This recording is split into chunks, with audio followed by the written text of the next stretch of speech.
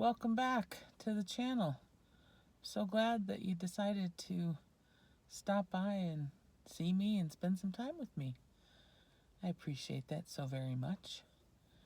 I'm out on another cloudy, cold day doing my delivery gig. And it's been a rough one. It's been a really rough week. I've really struggled with a lot of emotion that's kind of bubbling up to the surface these days. Maybe it's all the dreary weather we've been having, but I'm sure that adds to it. But I even felt that way yesterday, and it was sunny and fairly nice. So I don't think weather has a lot to do with the ups and downs of my emotions. I think there are far bigger things that are going on that add to that or make it a tougher day. Most of it has been surfacing up about my poor LaNay and just everything that she had to endure and go through. And, you know, as a mom, as her mom, you know, I tried to do everything in my power to give her the very best life and help her every step of the way that I could. But there's still those times when things didn't go exactly how I would have liked them to go. And what I mean by that is I think I put a lot of pressure on myself to be able to read her, to kind of meet her maybe head on when I knew that things were starting to go downhill for her.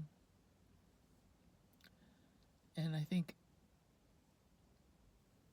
what I mean by heading on is just anticipating what she might need and preparing myself for whatever we would need to do to help her get through to a better spot. I'll refer to it a lot as the other side from time to time. And just getting her to the other side meant just finding a calm place for her after her panic attacks were, you know, calmed down, I guess, and she is, you know, finding some more peaceful moments that just help bring some of that anxiety down. So, like I said, I was always trying to be a step or two in front just so that I could be prepared. And I think I could say that I did that for the most parts.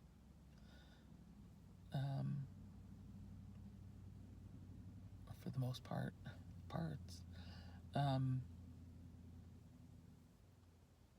But there were always times when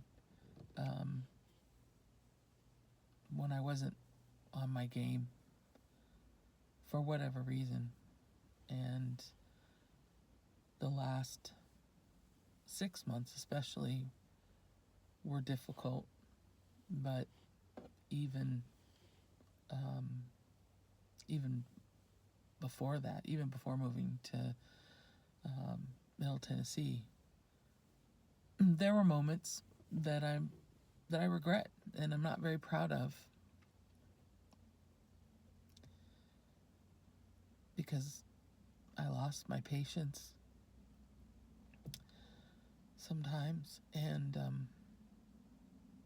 other times it was just weariness that, you know, if the panic attacks were kind of stacking up on top of each other and it was lasting a long time,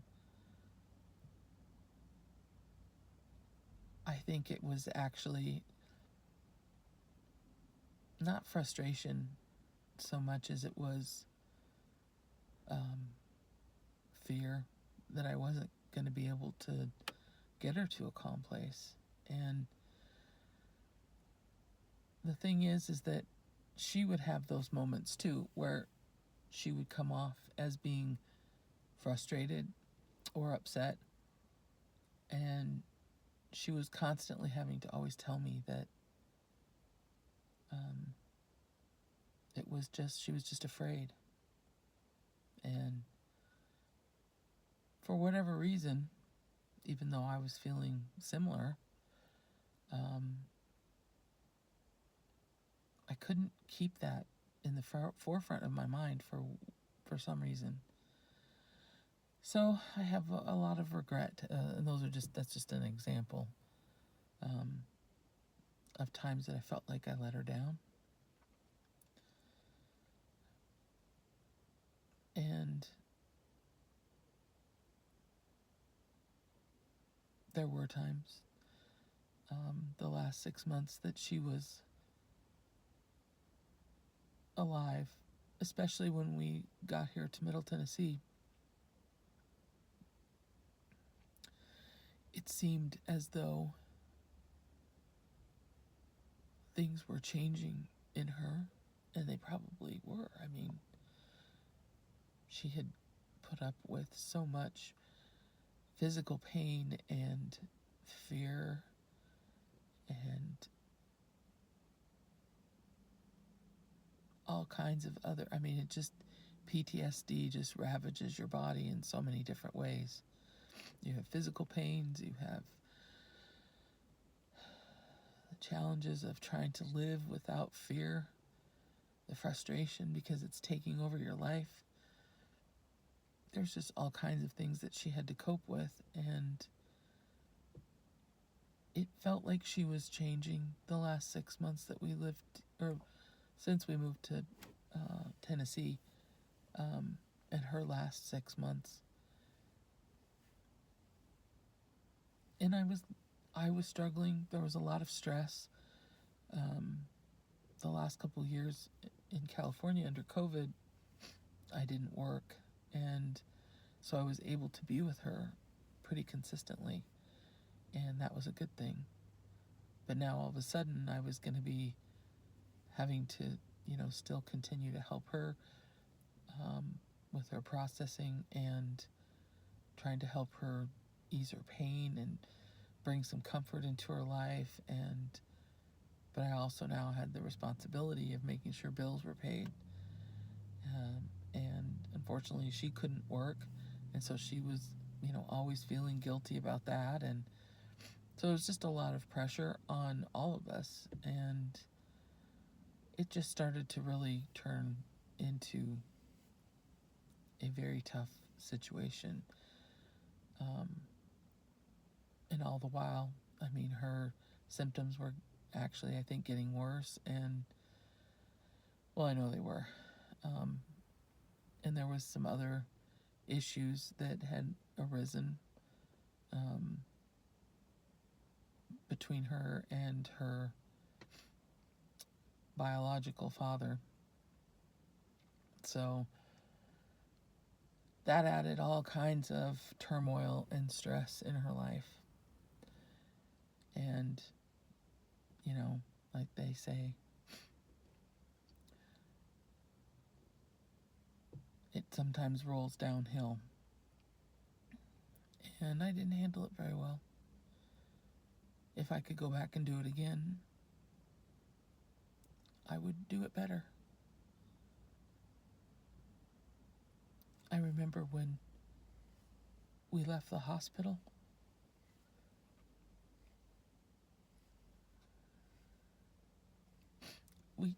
we said that both Lauren and I were talking about how we just saw the big picture all of a sudden.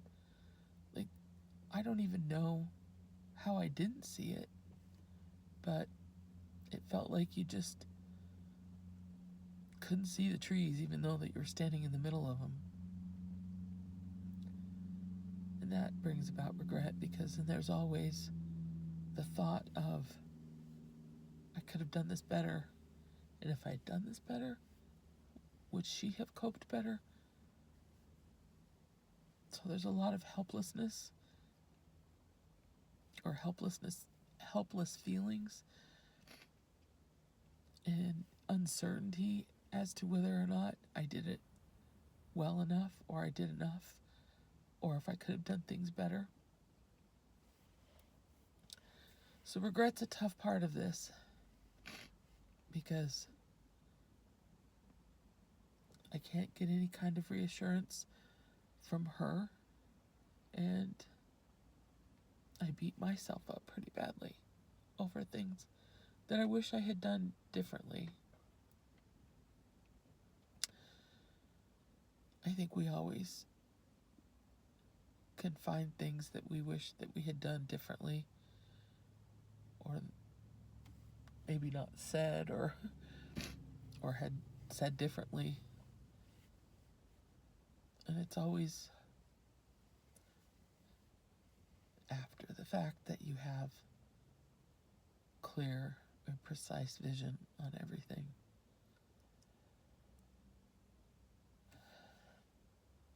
So I think this is part of the grief that I struggle with the most, because her life was tough enough as it was. Just the elements that she had to cope with, that I couldn't do anything to help with. But I know I added to that, and I know that will forever haunt me, because you can't make a phone call to heaven and say, hey, do you think you can forgive me for this? Or did you see it this way? So I work hard now to try and make sure that I'm not saying things that will hurt or impact my Lauren, but I still manage to fumble that around. So I guess it's just part of being a human being, but I think all we can do is try our best. It's all I can do.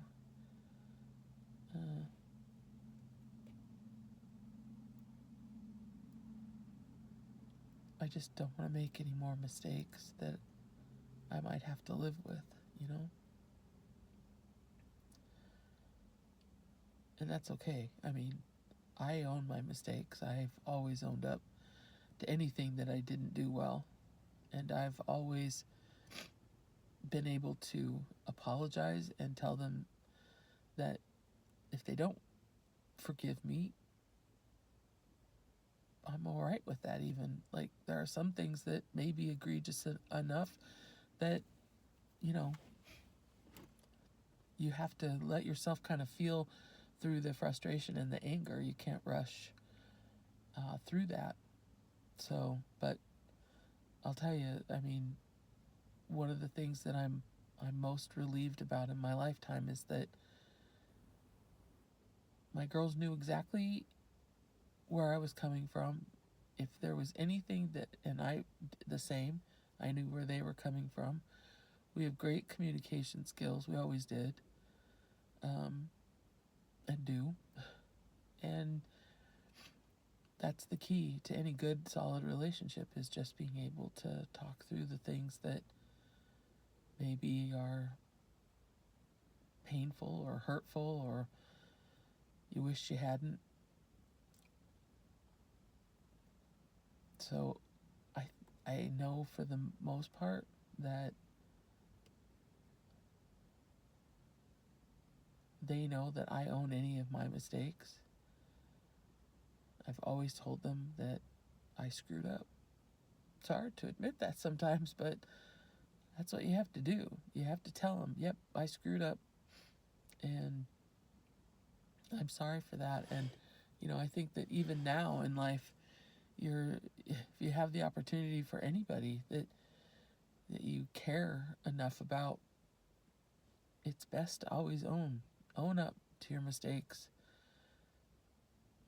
You may not be able to do anything about them, but sometimes that's all somebody needs, is just to know that you're sorry for how that happened.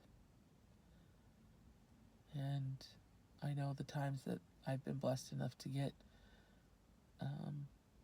that kind of an apology, it felt very sincere, and I knew the person meant it, because it caused them a little bit of discomfort and pain to even admit that they had been wrong or had wronged me somehow. So anyway, I think we all just need to learn how to not live with regrets. So if you treat people with kindness and you care about them and you do right by them, then you won't have those regrets. That I'm certain of. Well, I appreciate you stopping by and spending time with me, listening to my story of regrets. And there's plenty more I could talk about. I mean, I guess there's not hundreds of them, but there's a few more that I specifically wish that I could undo. But all I can do is pray now that she forgives me, and that someday when we're together again, she'll be able to confirm that one way or the other.